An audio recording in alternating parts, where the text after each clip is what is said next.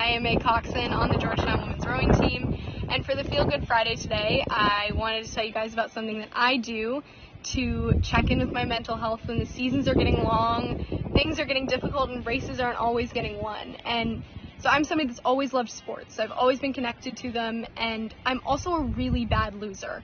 And you can ask anybody in my family about this. I'm terrible when I lose a card game, and my teammates will know I'm worse when we're losing in a race. And that's something that makes me a pretty good athlete, is that I'm always wanting to win. I'm always pushing for that other inch just so we can win.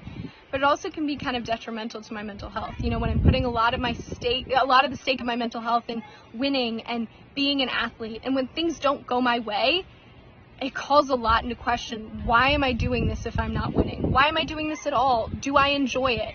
And so something that I like to do, sort of my form of journaling, is remembering why and like trying to list out the reasons why I love sports. And a few for me are just the rush of competing and being able to prove yourself in a competition setting.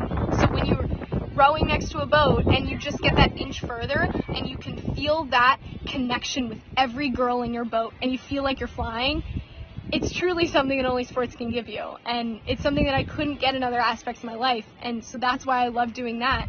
And also that feeling when you pull up to the start line and nobody has any expectations of you and you're the underdog and you're able to blow people's expectations out of the water.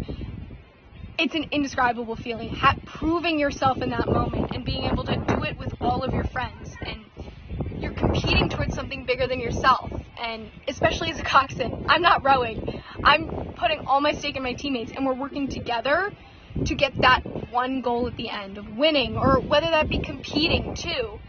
And speaking of my teammates, I've truly created some of the best relationships I've ever had in sports, and there's nothing like sticking it out with somebody when you're up at 5 o'clock in the morning or when you're going through practice and the whole time it's still dark outside just to get back and have to go to class all day.